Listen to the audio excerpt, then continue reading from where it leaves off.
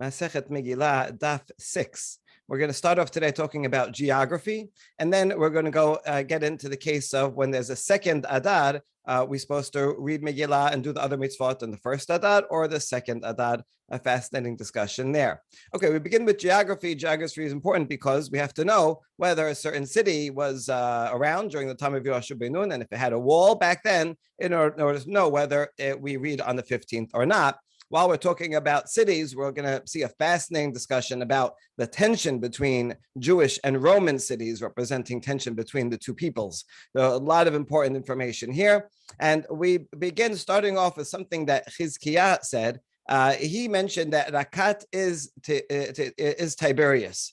He wasn't sure if Tiberias is there from Yoshua ben Nun or not. And then we said, well, look, in Pasuk in Yoshua says Rakat. And we have a tradition that Kat is Tiberias, and therefore you see it had a wall. Well, it only had 3 walls, and so we have the rest of the discussion. Okay, we're going to question this whether that ancient city called Rakat is in fact Tiberias or not. A lot of ancient cities had more than one name. Rakat was probably the old name, and then eventually it was renamed in honor of the emperor Tiberius. And so from then on, many people called it Tiberius, but there's always locals, old timers that call it the old name, especially if they don't really like Tiberius and don't want to give him that honor. Okay, so that's the question. Is Rakat in fact the same as Tiberius? Rabbi Yochanan tends to say no. Amar Rabbi Yochanan, ki havena taliya amina milata deshen le'sabya. Says, when I was a child, I said something, and then I asked later the elders, and turned out that my intuition as a child was correct. And one of the things was that Hamat zo Tiberia. Hamat, another ancient city mentioned, is Tiberias, not Rakat, but rather Hamat. So this goes against what we just said. It's called Hamat from the language of hot, because there are hot springs from the underground aquifers in Tiberias. And the Rakat zo Sipori. Rakat is the place that is called Sipori. Beforehand, he said Rakat was Tiberia. No, Hamat is Tiberia. And so why is Sipori called Rakat? Because it's raised up, just like a bank of a river is raised up over the water. So too, this city is higher than its surroundings. And a third identification, Kinneret zo Ginosar. The Kinneret area is the same as Ginosar. Kinneret, which means harp. Because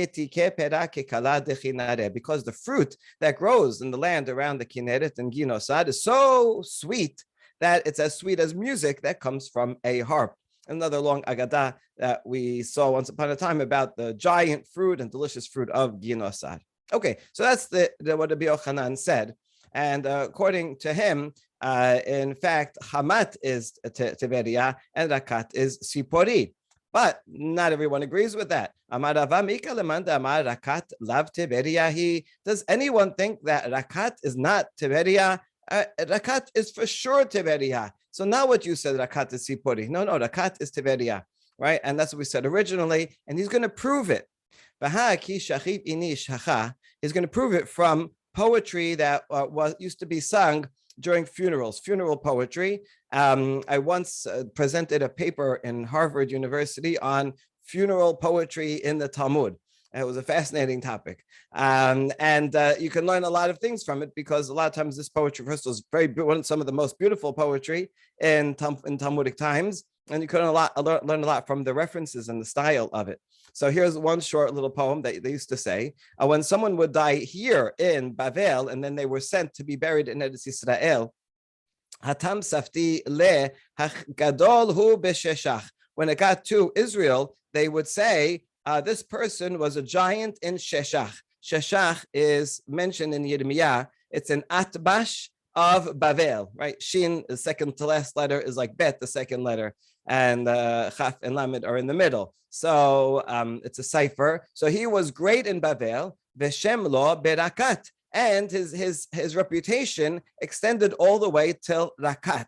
And they're saying that in Tiberias, which proves that Rakat is Tiberias. And when the coffin would eventually get there, this is what they would say: Ohave Siridim Yoshebe Rakatsu Kabelu Haruge Omek. You lovers of the remnant of the people, the residents of Rakat. So in other words, they would call to the people that lived in Rakat, which is Tiberias, because that's where he went to be buried. Residents of Tiberias / Rakat go out and receive the dead from the deep land, the deep lowland being Bavel. And so there you go, twice in this poem, Rakat is mentioned, and they know they were there, that refers to Tiberia. So that's a pretty good proof. And furthermore,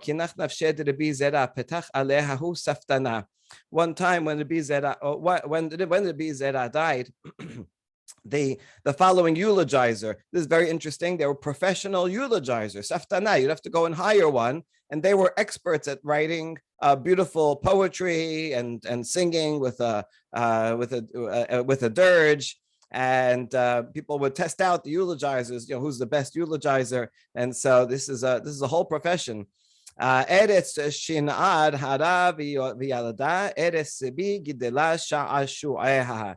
So the land of Shin'ad, meaning Bavel, gave birth to V'yalda, and the land of the deer, meaning Israel, raised up its beloved, its delight. So even though Rabbi Zera was born in Bavel, but he grew up in Israel. Woe is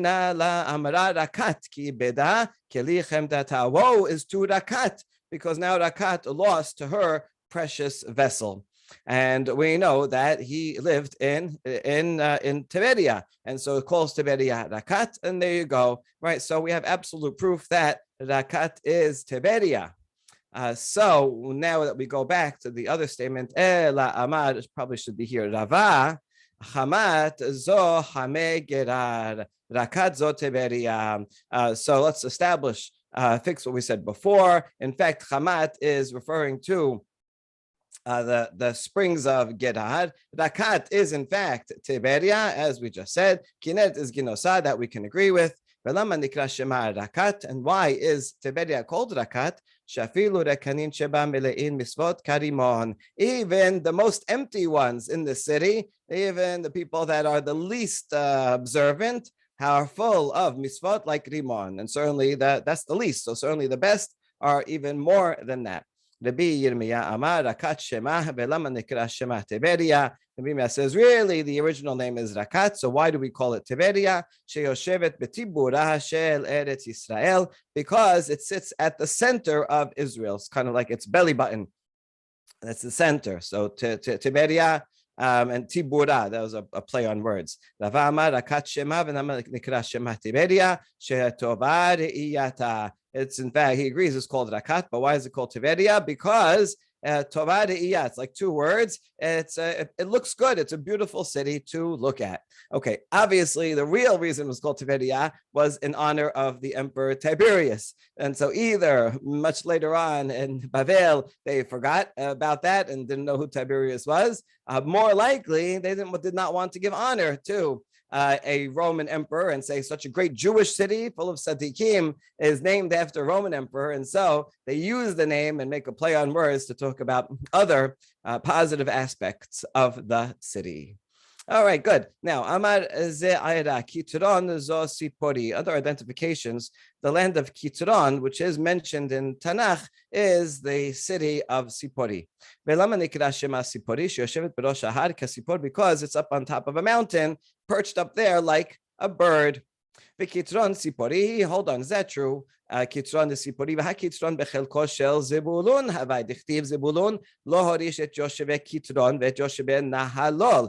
In the Shoftim, it says Zebulun did not did not inherit the land of Kitron, which means they should have. They didn't get a chance to, but otherwise they should have, because it's in their allotment. It's of their tribe.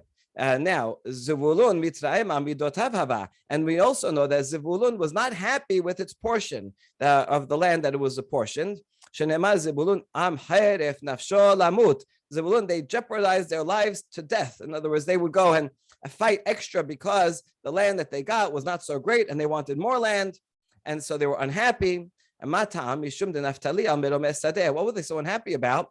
Even if they got a fair share, a good share, they looked at Naphtali, their brethren, and saw that Naphtali had these beautiful fields, and they didn't have fields. So they were upset. Amar Zevulun, לפני הקדוש ברוך הוא, ריבונו של עולם, לכי נתת להם שדות וכרמים, ולי נתת הרים וגבעות. He says to my brothers, you gave them fields and vineyards, and to us, you gave mountains and hills. Very hard to farm on mountains and hills. לכי נתת להם ארצות, ונתת ימים ונהרות. You gave them land. To us, you gave seas and rivers. Can't grow things there. אמר לו, כולן צריכים לך על ידי חילזון, שנאמר, עמים הרקרה ושפוני תמוני חול. Hashem responded to Zevulun and said, don't you worry. You are near the water, and that's where the chilazon is. The chilazon is that snail from which we get the techelet, and that's very expensive. Archaeologists actually found mounds and mounds of chilazon shells, which shows that even back then, these were used for dyes, and was very important, very expensive. And these are timunei chol. These are hidden under the sand. So don't worry about it. You have a great land. Taneh Rav Yosef. Sifoneh ze chilazon. Timunei zo tarit. Chol zo sechuchit levana. Making a darashan, a pasuk of all the riches that Zevulun actually had. Sifoneh, hidden, means the chilazon. Also, treasures chilazon, hidden, is some sardines that were there. And chol, even the sand that it has, was special white sand that you could make out of it, these white glass vessels. And here's the sardines that were there. So there were lots of wonderful things there. Here's the snail. Some people think it's a cuttlefish. It doesn't look as fun as the Murex trunculus, which most people think the techelet comes from, and you can go and buy some now. So now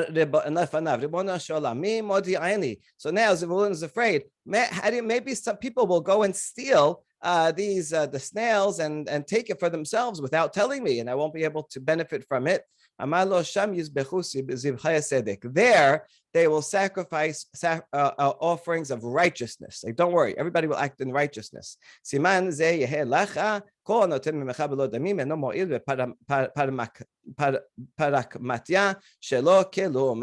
who takes your natural resources without paying for them, his business will not prosper. He won't make any money from it. So don't you worry. You have really wonderful things. Okay, now back to why we brought this in the first place. If in fact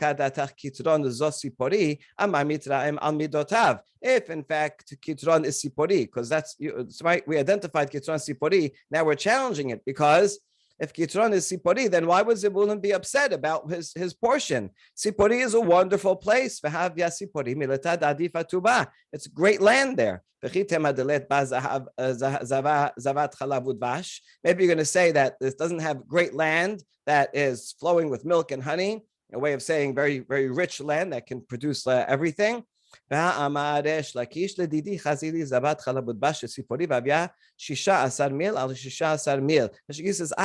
saw the great land of Sipori, and it was 16 by 16 mil. That's the same as 4 by 4 parsa. We're gonna need that conversion for a minute. So it has a nice big piece of land that is absolutely wonderful. And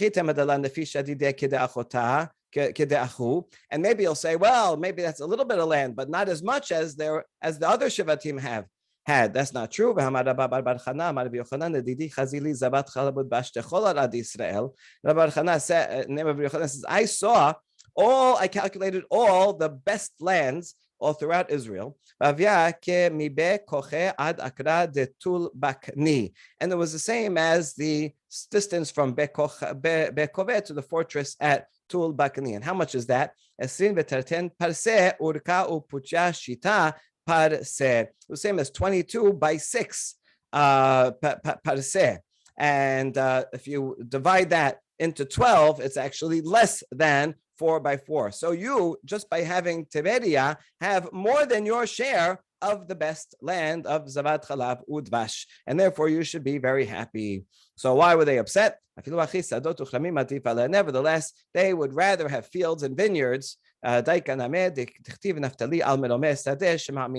you could tell this from another pasuk where it says Naphtali was on high places, and so they had mountains. And yes, while it had good land, But when it's mountainous, it's very difficult. They'd rather have just regular good land that is flat, and so that they can make their vineyards and plow their fields. And so that is the story of Zivulun and the identification of their land. Okay. And now is where we get to the identification of some lands as belonging to the Romans. So in Sefania it says Ekron will be uprooted. Now, what is Ekron? Ekron was some person in the time of Sefania. Who's it referring to? Zo Caesarea bat Edom. This is referring to Caesarea, which is the daughter of Edom. Caesarea, you can go there now. My brother happens to live there. It's a beautiful city. Back in Talmudic times and Second Temple times, this was the seat of the Roman government. That's where they controlled Israel from Caesarea. So saying that it's daughter of Edom is correct. This is basically a Roman city. Probably the majority of it was Greeks and Romans, not Jews. Although, of course, there was also a Jewish community there. It sits between the sands. In fact, the city was built on sand. It's amazing technology of cement that dries underwater, and it's built on that, hydraulic cement. And this city was a thorn in the side of Israel during the times of the Greeks, right? Because that's always where the Roman army would come and attack from. And one day when the Hashmonaim were able to conquer them and conquer this city, they called it the captured tower of Shir. This is based on the fact that it was named after a Stratton, and then in Jewish sources it was known as Sharshon. So Sharshon Tower became shortened into Migdal Shir. Okay, and that's when this is one time when the Roman army was going through a narrow passage back to Caesarea, and the Jewish army was able to push them down the mountain. Because of that, they went through that narrow passage. Okay. Explaining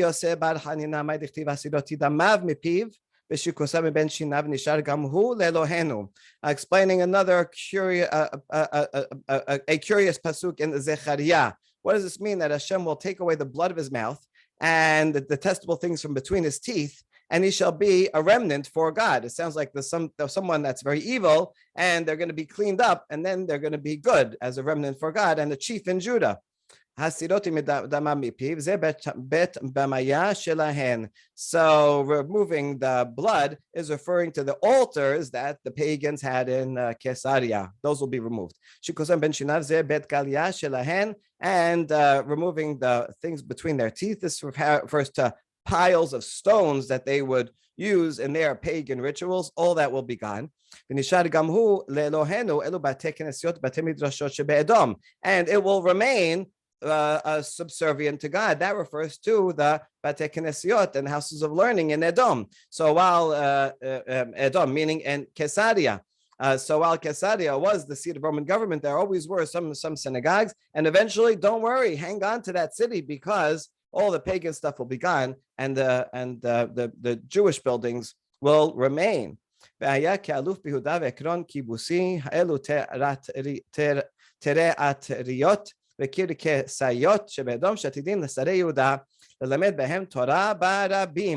then the end of the pasuk, when it says it will be a chief in Yehuda, how could something that was so terrible all of a sudden become a chief in Yehuda? Oh, this refers to the theaters, and kir kasot is circuses that are there in Edom, in Caesarea, that they will be converted into a Jewish city, and they will use that to teach Torah in public. And this is an amazing prophecy because it has come true. If you go there, it's a fully Jewish city, and tourists come all over, and the residents there. And I was there once on Pesach, and we actually went to the Hippodrome that still mostly half exists, where they used to have horse racing in honor of pagan gods, whole pagan ritual. And nowadays they come on Pesach, everybody's off from work.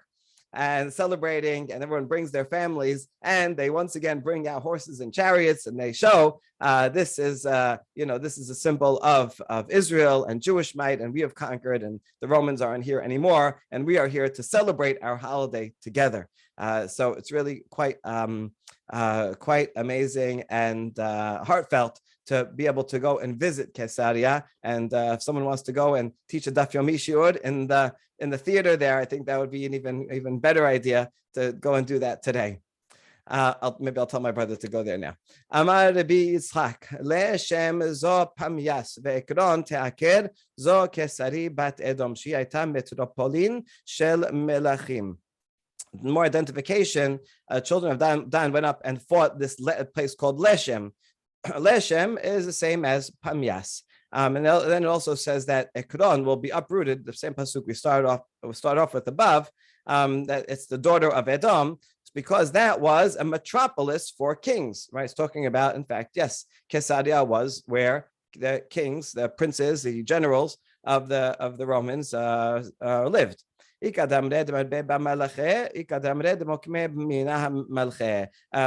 could have two meanings. One, that is that the kings are raised there.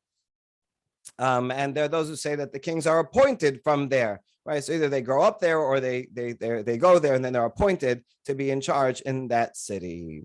Now, Kesari v'Yerushalayim. Now let's compare these two great cities, Caesarea up here and Yerushalayim, the capital of Israel. If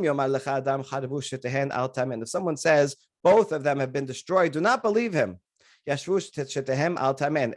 someone says both are settled, also don't believe him. The idea is that there's a constant tension between Jerusalem and Caesarea, between the Jewish people and the Romans. And if the Romans are up high, then they are going to come and destroy Jerusalem. And that was the situation when the rabbis were writing. Caesarea was a big city, Jerusalem was destroyed. And if it should ever turn around and redemption comes and Jerusalem is built up, then that will mean that Rome is destroyed and the city of Caesarea is destroyed. And so therefore only one of them can be ascendant, the other one has to be destroyed.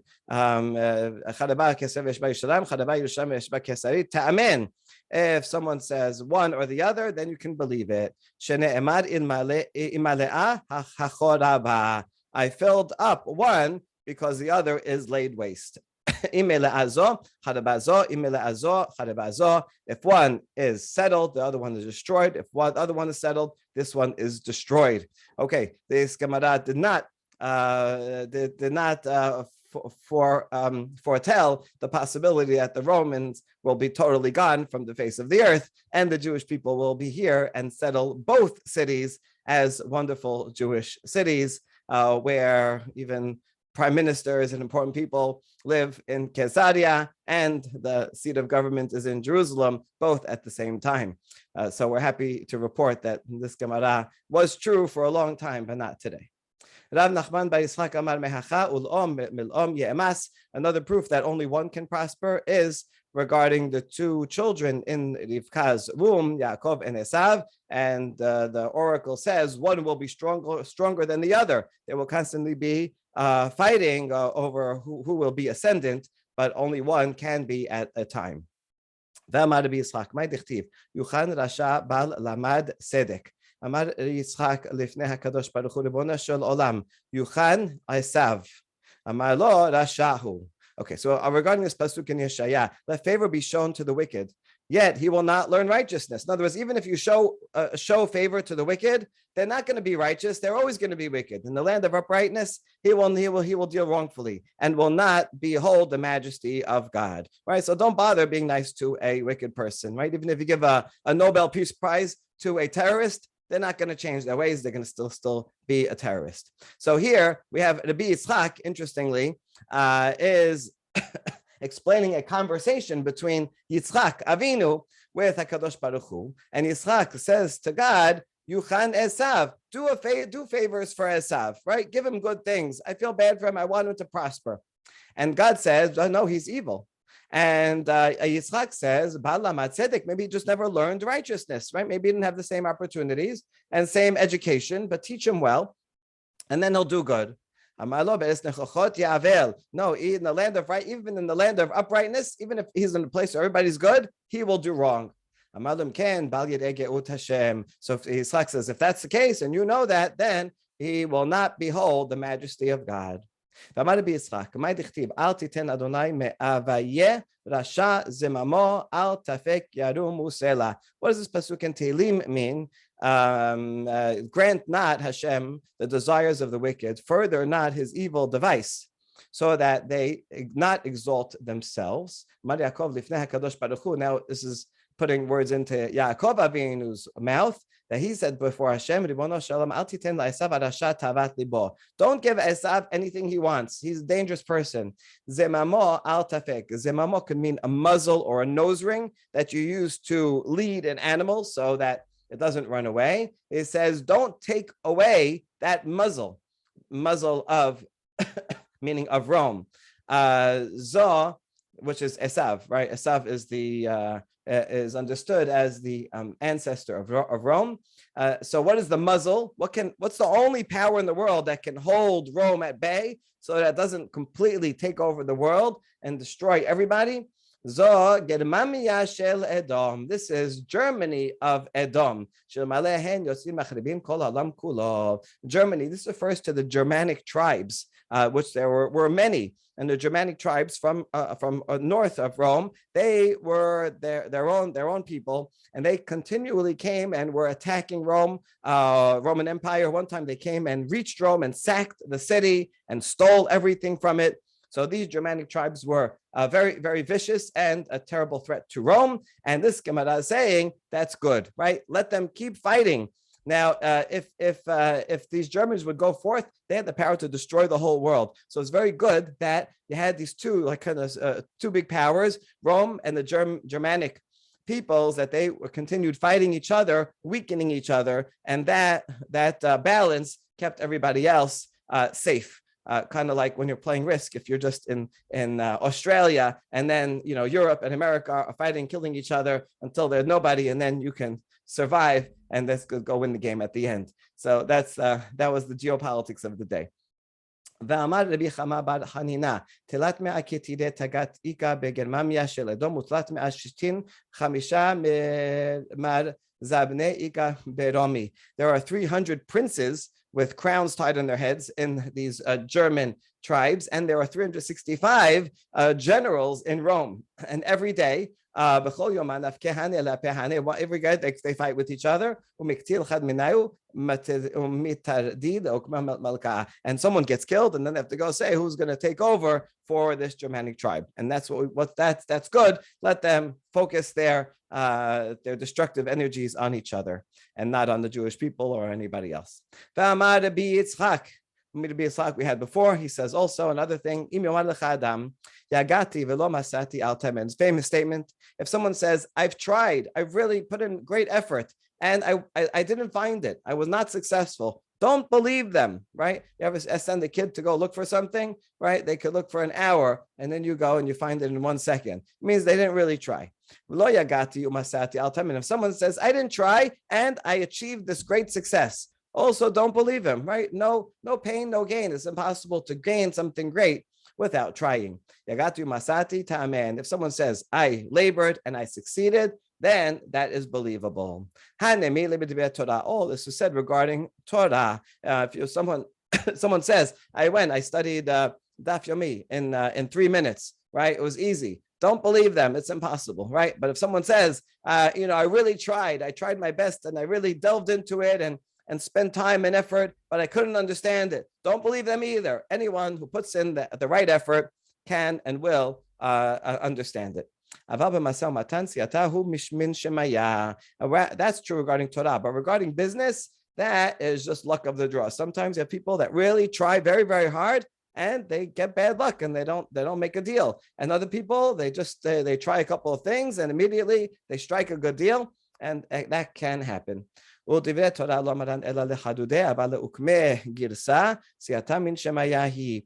regarding words of Torah, we only said this regarding getting sharper, right? Analyzing something in a very sharp way. In that case, you need hard work, and hard work will pay off. But regarding memorizing, and making sure that you preserve what you have and remember it. That takes a lot of luck also. Siyatamin shemayahi takes effort, but even after effort, sometimes it's just hard to hold on to. People have different talents in terms of their memory. And so you have to hope that from heaven will help a person preserve their learning. אמר רבי יצחק, אם ראית רשע שהשעה משחקת לו, אל תתקרא בו, שנאמר, אל תתחר במרעים. So Rabbi Yitzchak says, don't start up with evildoers. He says, if you see that there's a time when an evildoer, the time is laughing upon him, meaning he's having a good streak, having a period of good luck, then don't start up with him. As the pasuk says in Mizmor 37, Al titchar b'mera'im, contend not with evildoers. Because while he's on the up, he's going to be successful. If he takes you to court, or you take him to court, he'll win. Right? Your judgments are far from him. He just wins whether he's righteous or not. And he will see the downfall of his enemies, as it says, all his enemies, as for all his enemies, he hisses at them. So don't start up with someone who's on the up and up, even though they're evil, because they'll only hurt you. This is their time, and you won't be able to pick them off. Any question, we have a challenge to that, says the opposite. Rabbi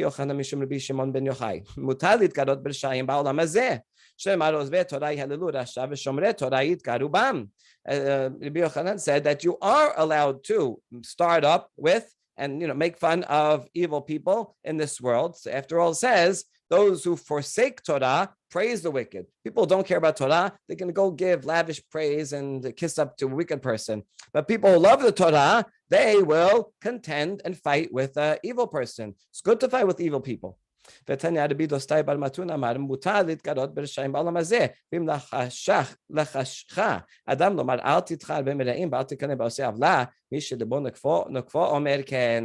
And he says, yes, you are allowed to start up and bother evil people in this world. And if someone should come and whisper to you this pasuk that we quoted before that says, don't contend with evildoers, you should know that it's his own heart, his own guilt that's striking at him. In other words, if you think you might be guilty also, then don't start up with an evildoer, because he's going to use that against you. He knows your shortcomings also. And so that's only someone's self-doubt that is telling him not to start up with evildoers. But otherwise, if you're righteous, then you have every reason to go and stop evil from doing what they are doing and call them out on it. So now we have the two opposite statements. One says, don't start up, and one says, yes, you should complain about evildoers. And so what does he do with the second one do with this pasuk? He says, don't be jealous of evil people, to say, I want to be like them. To say, I want to be like, so look how much fun they're doing, going out and doing all these evil things. Look how much money they're making, and look at their lifestyle and the car they're driving. I'm jealous. I want to be like that. That's what you shouldn't. That's what the pasuk saying is don't do. So therefore, you should not be jealous of them, but you should start up with them. So now that's the question. First we said, don't start up with says, don't start up with them. And now we said, don't be jealous, but yes, complain about them. And the answer is, one is talking about their own personal matters. Regarding his own personal matters, don't start up. I don't know, his business is doing good. It's only going to hurt you if you start up with him. But regarding matters of heaven, religious matters, if you see he's doing evil things, then you have to call him out and tell him this is not allowed. You have to stop stealing or eating non-kosher or whatever he's doing. That has to be stopped. And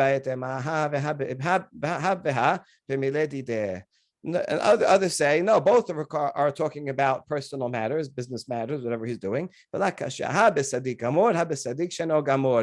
you, the person doing the complaining, are completely righteous, then you can go and start up with him, right? Because he's not going to have anything against you that he can then sue you about, right? You come with absolute righteousness and you're in a position to tell him off. But if the person is not a complete tzaddik and he himself has some bad qualities, then he's not in a position to go and tell the rasha of the bad things that he is doing. Sadik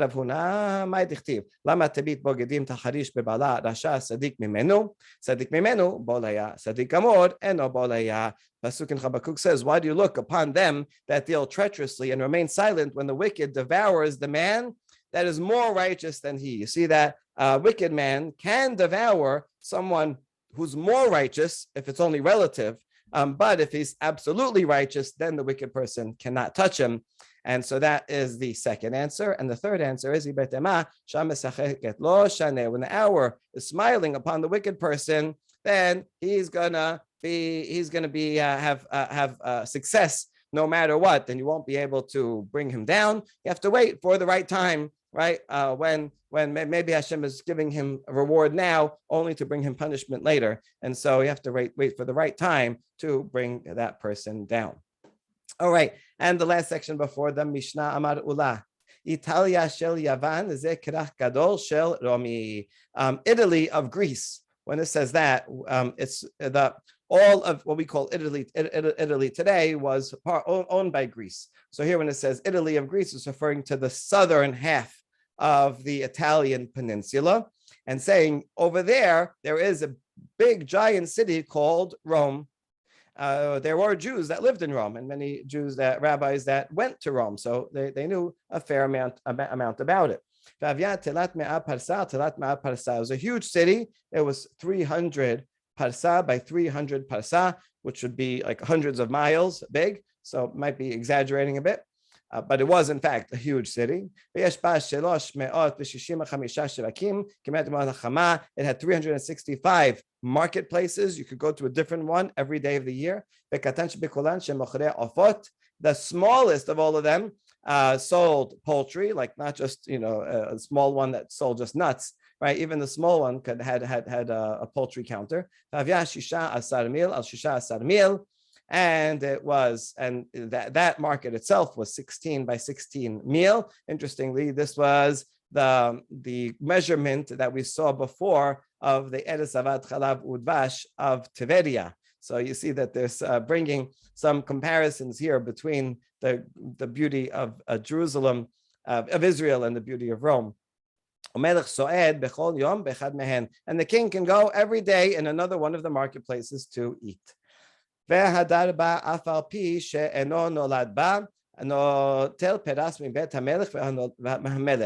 who lives there, even if you weren't born there, just living there, you get an allowance from the king to live. And also, if you were born there, even if you don't live there, you get government benefits, right? Those will be Roman citizens, and they get lots of benefits. So that's how rich a city it was, took care of everyone. Citizens and residents. There were 3,000 bathhouses. 500 tall windows that would let the smoke out, so that it would go up beyond the walls and they wouldn't have to smell the smog from fires.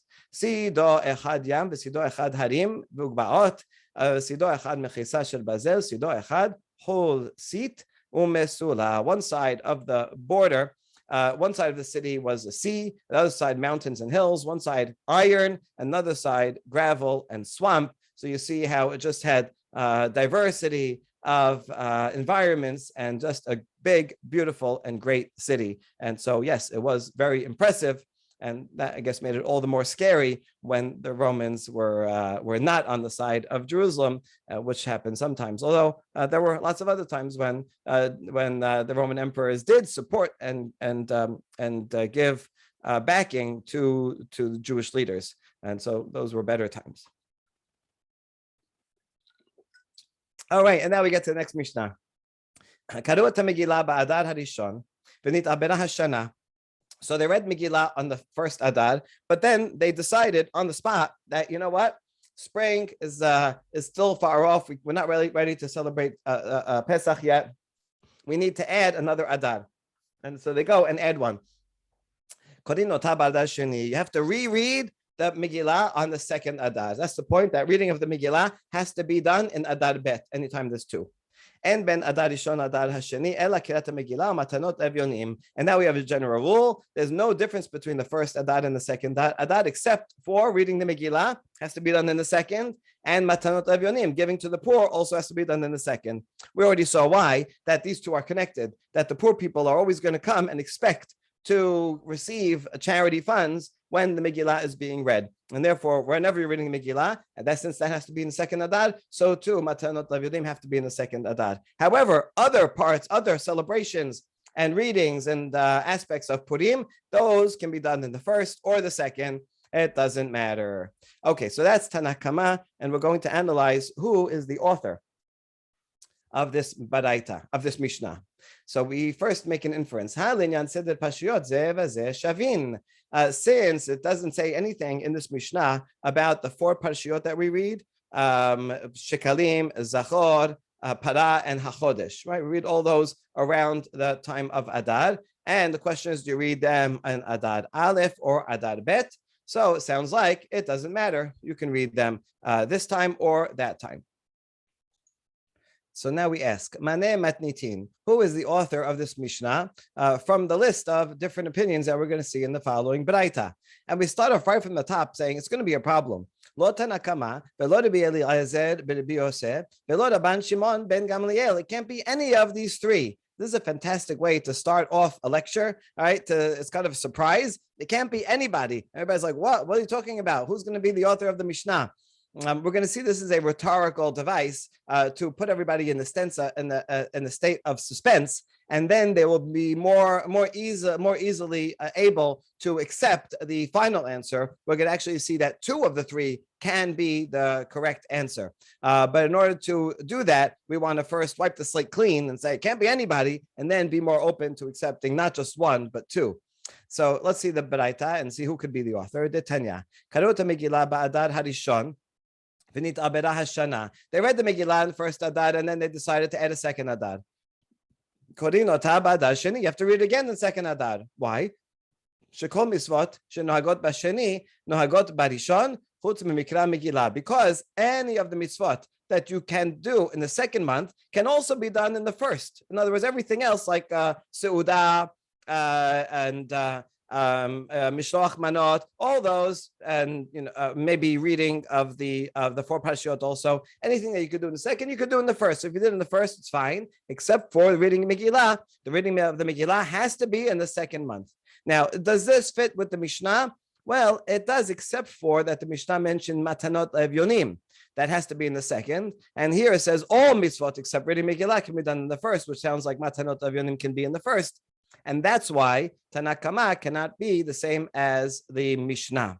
Okay, we're going to end up saying that, you know what, it can be. And most likely that is what it is, because you don't have to necessarily say Matanot Evyonim, since that always goes together with Mikra Megillah, right? They're always a pair because the poor people are looking when they're going to be reading to receive their funds. And so really it could be compatible, but right now we're being sticklers about this and saying, doesn't say Matanot Evyonim, therefore it can't be Tanakama. So let's try second opinion. Rabbi Eliezer ben Rabbi Yosef Omer, En korin ota ba'adar sheni, shekol mitzvot hanohagot b'sheni nohagot b'rishon. He says, no, you do not read it in second Adar. You have to read Megillah in first Adar, because anything that is done in the second month can be done in the first month. And so, therefore, if you read it in the first month, no need to read it in the second month. Forget about it. You don't have to. And so this is totally against the Mishnah, because Rabbi Eliezer is a month 1 guy. And the Mishnah said, well, it's okay for other things, but Mikra Megillah has to be done in the second. So for sure, Rabbi Eliezer is not the author. Now, let's try the third one. Rabban Shimon ben Gamliel Omer, Mishum Rabbi Yosef. Af korin ota ba'adar sheni. He says you should also read Megillah on the second month when you have an added one. Why? Shekol mitzvot shenahagot b'sheni en nohagot b'rishon. He says anything in the that you do in the second month may not be done in the first month. The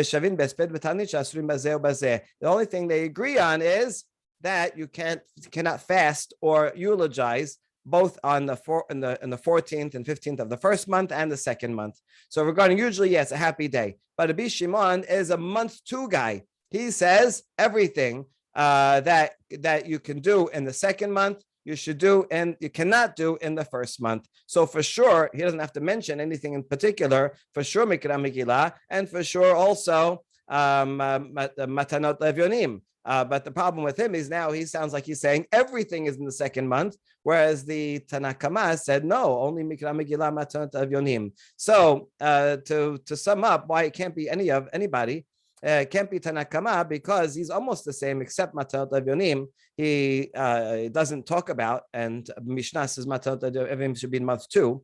Rabbi Eliezer is a month 1 guy. Everything is on month 1, even Megilah. Rabbi Rashbag is a month 2 guy. Everything is month 2, and that's too far to the other extreme. So he can't be the author either. So now that we have this problem, we have a quick question. Rabban Shimon ben Gamaliel hainu Tanakama. Doesn't Rashbag look a lot like Tanakama? Aren't they the same? Mada Papa said that Parshiot Ika Benaihu. Oh, the reading of the 4 Parshiot, that would make a difference between them. The Tanakama Sabad Lechet Techila Basheni.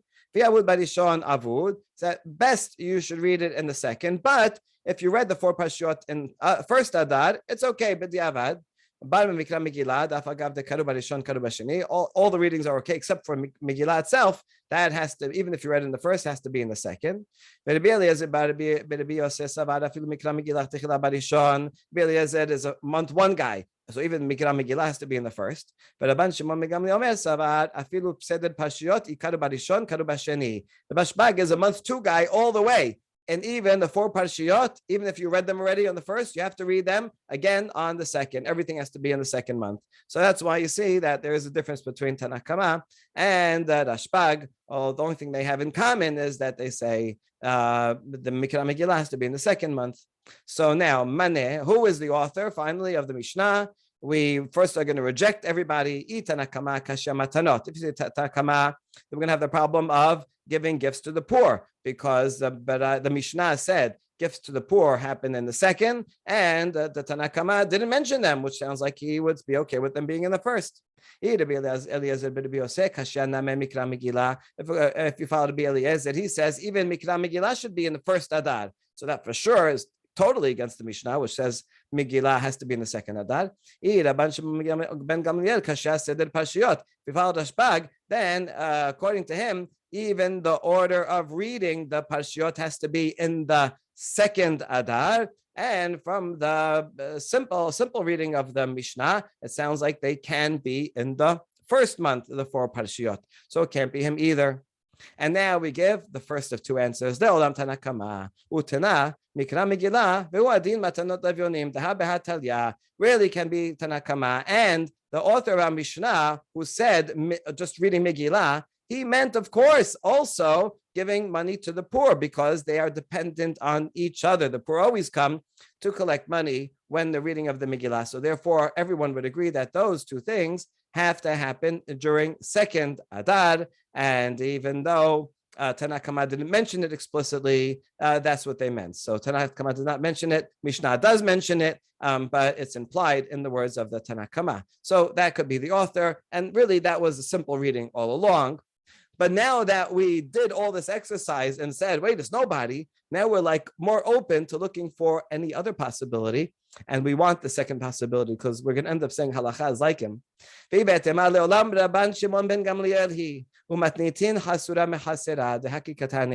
And now Mishnah is missing words, or you have to fill in the following as commentary. And what it means to say is, En ben arba'asa sheba adar harishon, there's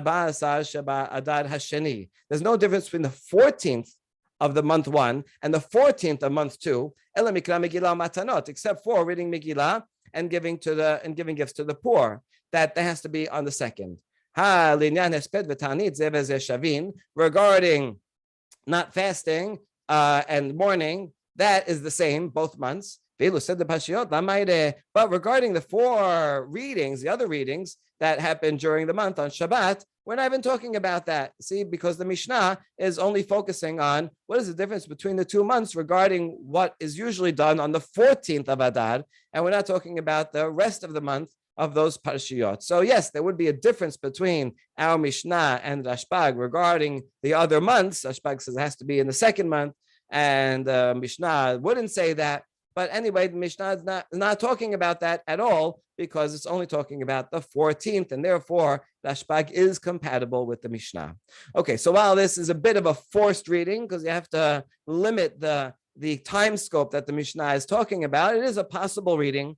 And the reason why we go through this whole exercise is to say, not jump to a conclusion that Tanakama is the author, because that is a correct conclusion to jump to, because it does seem the closest to the author. But we want to keep that out of the way first so that you'll be more open to accepting Rashbag as a possibility.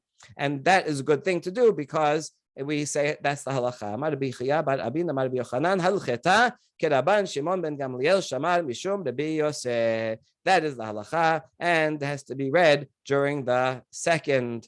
The second Adar is the main Adar for all of the practices regarding Purim. Now, Amar Rabbi Yochanan ushne mikra echad darshu.